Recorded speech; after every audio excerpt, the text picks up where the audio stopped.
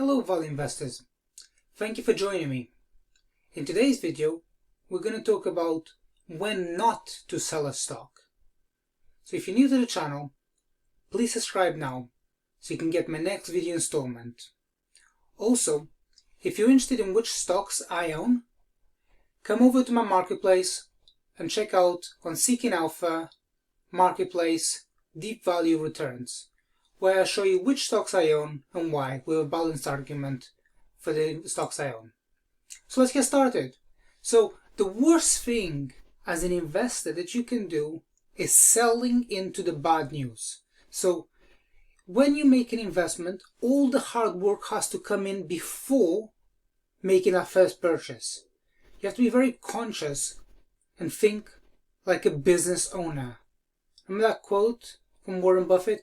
I'm a better investor because I'm a better businessman, and I'm a better businessman because I'm a better investor. So you got to approach investing as a business in the same way that you would approach buying your home.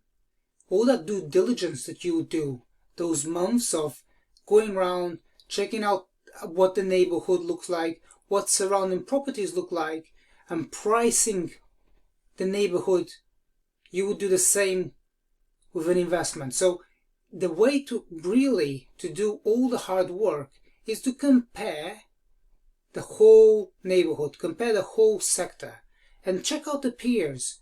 You don't want to be buying the most expensive necessarily.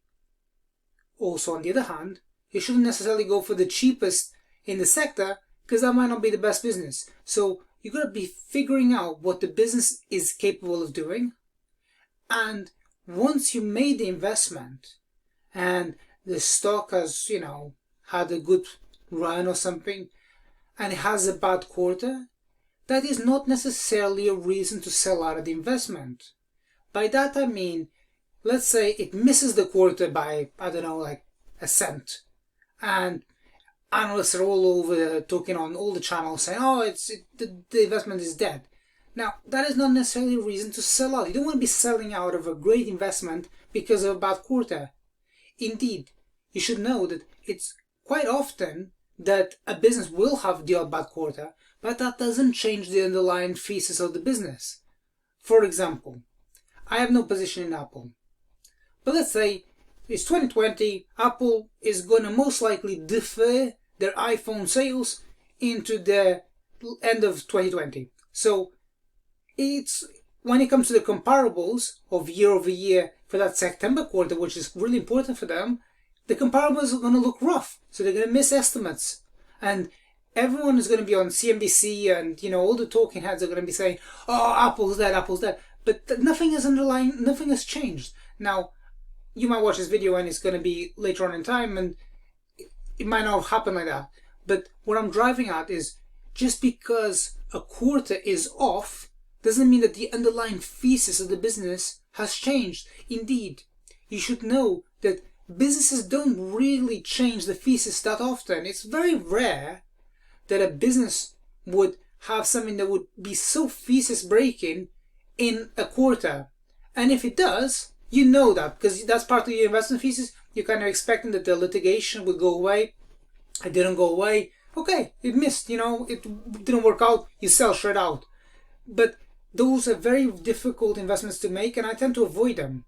The best thing you should do as an investor is pick out businesses that generate strong free cash flow. I got a video about strong free cash flow to help you understand what that is. But you should pick out businesses that have strong potential so that you're aligned with the earnings power of the business. So that when the business misses that quarter, it's okay. It's not the end of the game.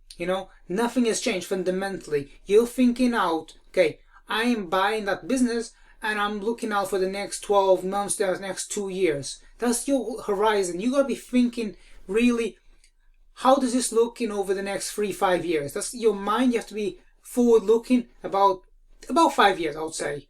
But the market is always forward looking about 6 months to 12 months. So if you're 2 years down the road to the investment and investment is not working out, okay, that could be a reason to kind of step away. Having said that, you should be really thinking about how the business is developing quarter after quarter after quarter, it's not a lot of work that you need to do in reality. You look for the 10K, you look for the 10Q, you look for the earnings call. You're trying to see the numbers. How do the numbers look? That's what's really going to tell you. If the numbers are trending really badly over 2-3 quarters, okay, that investment didn't work out. That's fine. But the hard work goes in before the investment. Because once you made that investment, you're a business owner. You don't drop your business or your home just because things have gone a bit rough for a little while. You just ride it out. So don't sell out of a business opportunity because the quarter's missed. What you want to be seeing is something that fundamentally changes the thesis. So for example, let's say you invest in a high growth business and the business has been going at, let's say, 30-35%, and all of a sudden it looks like the next quarter is going to be selling at 29%. That nothing has fundamentally changed. If it's just going down like 500 basis points, nothing has fundamentally changed. Maybe something's kind of just slowing it down slightly, but you don't know. It might reignite some growth up ahead. On the other hand, let's say that you're investing in a business that is portrayed as a high recurring business model, let's say a software as a service business model, and you can see, looking back over the last 2-3 years, that there's been a very consistent decline in revenue growth rate. So the business was growing, let's say in 2016 at approximately 50% year over year, and then it's come down to 40% year over year, and 2019, when the economy was its strongest, was already coming down to 30% year over year, and the guidance is looking at approximately 20% for 2020, and you're paying 50 times sales. Okay, yeah, that might be a reason to kind of step off. But nothing has fundamentally changed, you see, in that example. In the quarter, nothing has really changed. So I'm a value investor, so I don't pay for high growth.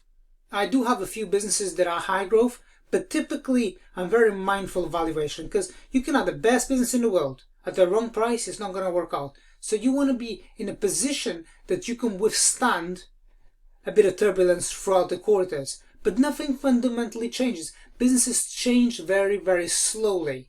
You obviously have to be very mindful of the landscape, and that's where your work comes in. You got to be, I don't have a position in Facebook, but let's say hypothetically you're looking at Facebook. Okay, you've got to know how that overall sector is doing. You've got to compare with Alphabet, you've got to look at Snap, you've got to look at Pinterest, you've got to understand how the advertising landscape is changing. Okay, you got to be aware of the overall trends, but don't sell out of Facebook, for example, because people are saying, 2020 is dead. That's a very strong business. That business model is very resilient. They throw everything at it and it keeps on banging out. So nothing fundamentally changes, but people's perception of the business changes from quarter to quarter. And sometimes people get really doom and gloomy. It's like, oh yeah, Facebook is dead. Everyone's switching off the accounts. But if you look and you say, okay, over the last month, 2 billion active users on Facebook platform alone. That's a lot of people. I mean, you don't need a lot to go right there for that. It's like a toll bridge. You don't need a lot to go right if you got 2 billion people in a month using that platform. So you got to think beyond people's ability to say how their sentiment is going, because sentiments change quite frequently. Things move quite swiftly, but the underlying business moves very, very slowly. So my biggest advice would be, when you come to look at a business, you do the work before. So you look at the valuation of the business. I've got a video about intrinsic value that could be quite helpful to you. So look at the valuation of that business.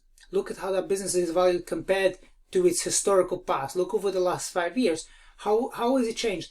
I'm a big fan of looking at price to sales. Price to sales, I like it because it doesn't really vacillate very much. It doesn't really change quite a lot. So if it changes slowly over time, so it kind of really smooths out that curve. I like to do that, to just compare how was the business being valued over the last 5 years up to now. So can it go back? Is there any reason for that investment, the multiple, to extend back up? It won't necessarily do it, but it may. So look at the business over the last 5 years. Look at its peers. If the whole sector's out of favor, that could tell you something as well. This could be temporary, or it could be something that's permanent. But look at the peer groups as well. I think that's quite helpful as well. So make sure you look at the balance sheet. Make sure that you have more cash than debt. A lot of people get confused and say, oh, it only has a small amount of cash, but the current liabilities are quite large. That's not necessarily a bad thing. They could be quite efficient with their capital. For example, I don't have a position in Walmart, but Walmart is quite efficient with its working capital. It doesn't carry a lot of Costco. It doesn't carry a lot of cash. It just has a large amount of current liabilities. But its debt is not really a problem. So that is quite efficient. A lot of people kind of get confused and say, oh, I just look at the current assets and I look at the current liabilities.